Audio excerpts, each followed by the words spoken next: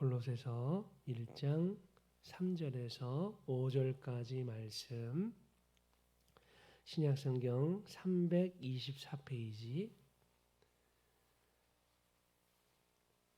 신약성경 324페이지, 골로새서 1장 3절에서 5절까지를 합독하시겠습니다.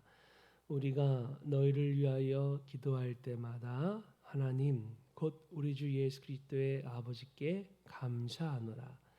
이는 그리스도 예수 안에 너희의 믿음과 모든 성도에 대한 사랑을 들었으며 너를 위하여 하늘에 쌓아둔 소망으로 말미암으니 곧 너희가 전에 복음의 진리의 말씀을 들은 것이라. 아멘. 오늘 본문을 보시면 하나님께서 기뻐하시는 신앙의 삶이 어떤 것인지 잘 나옵니다. 하나님은 우리가 신앙으로 하나님을 향한 아름다운 중심으로 인생을 살기를 원하고 계십니다. 우리는 예수님 안에서 거듭난 하나님의 소중한 자녀들입니다. 이전에는 어둠이었지만 이제는 빛의 자녀가 되었습니다. 이전에는 영원한 멸망, 영원한 형벌의 길로 갔었던 죄인들이었지만 이제는 예수님의 핏값으로 다 용서받고 구원받은 그런 빛의 자녀가 되었습니다. 그러므로 하나님께서 기뻐하시는 신앙의 삶을 주님 은혜 안에서 살아야 하는데요. 하나님 기뻐하시는 신앙의 삶은 무엇인가? 여기 보시면 하나님 기뻐하시는 신앙의 삶은 첫째, 기도하는 신앙입니다. 여기 3절에 영혼들을 위해 기도하는 신앙, 그 모습이 나옵니다. 여기 3절 보시면 우리가 너희를 위하여 기도할 때마다 이렇게 되어 있죠. 사도 바울은 그 감옥 안에서도 기도를 했습니다. 자신의 안위를 위해서 기도하기보다는 성도들의 강건함을 위해서 기도했었습니다. 골로새서는 최초의 옥중서신이라고 말씀드렸는데요.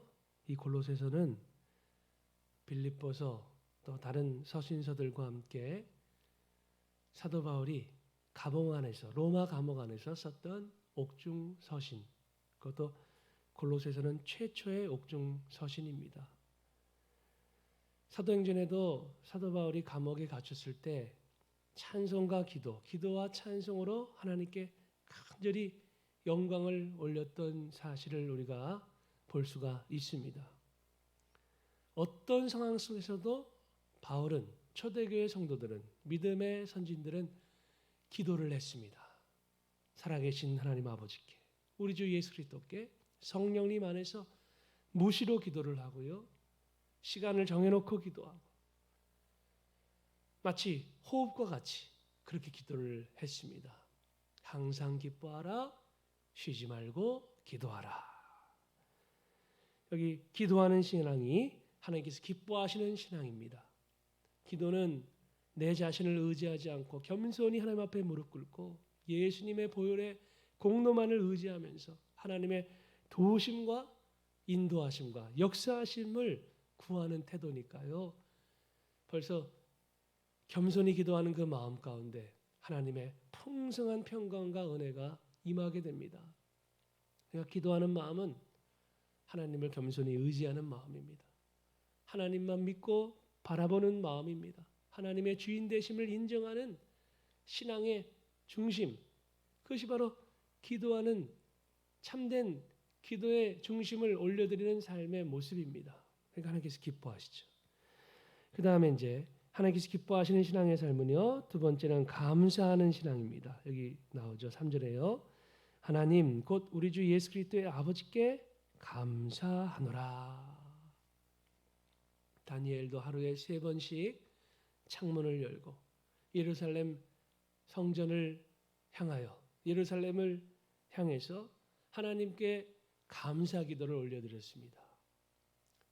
감사기도, 너는 아무것도 염려하지 말고 다만 모든 일에 기도와 간구로 너희 구할 것을 감사함으로 하나님께 아뢰라. 그러면 뭐든지 하기에 뛰어난 하나님의 평강이 그리스도 예수 안에서 너희 마음과 생각을 지키시리라 말씀하셨는데요. 우리가 기도할 때마다 감사하고 또 평상시에도 주님 앞에 감사하는 중심의 기도를 올려드리고 감사하는 마음과 언어 생활을 주님 앞에 드리게 될 때에 하나님께서 크게 기뻐하십니다. 항상 기뻐하라, 쉬지 말고 기도하라, 범사에 감사하라.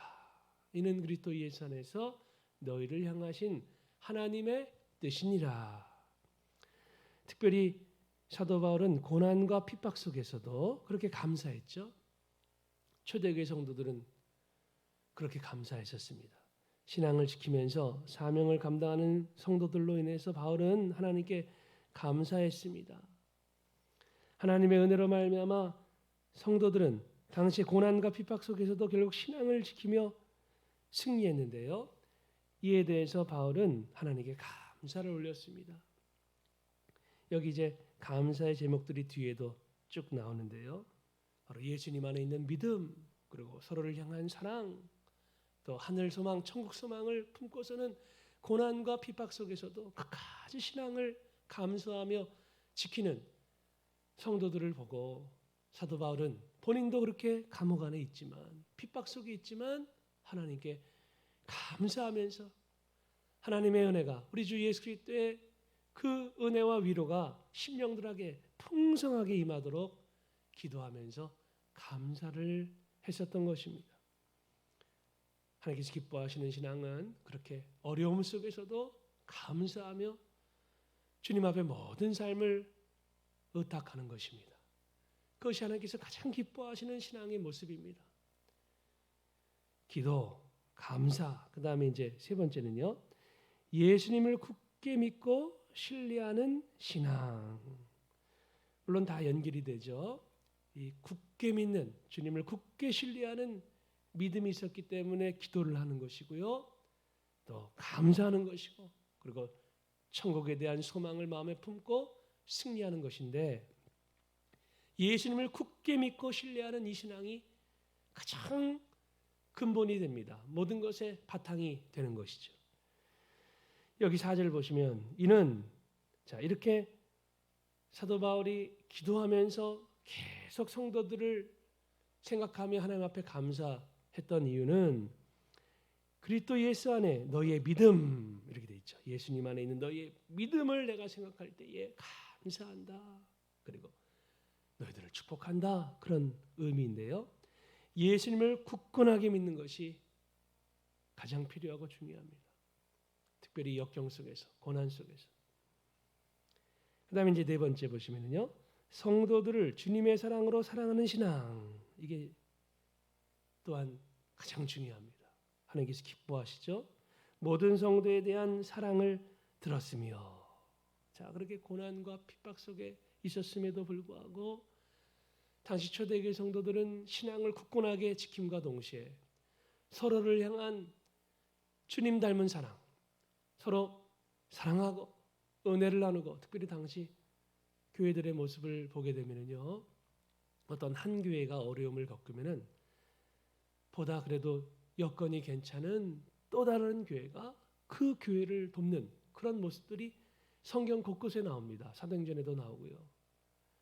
바울의 서신서들도 보게 되면 당시에 예루살렘 교회가 어려움을 당하고 핍박을 겪고 경제적인 궁핍이 일시적으로 있게 되고 때로는 기근이라든지 이런 것이 있게 되면요, 다른 교회들이 다 함께 은혜를 나누면서 헌금을 하면서 그렇게 해서 지원을 해줍니다.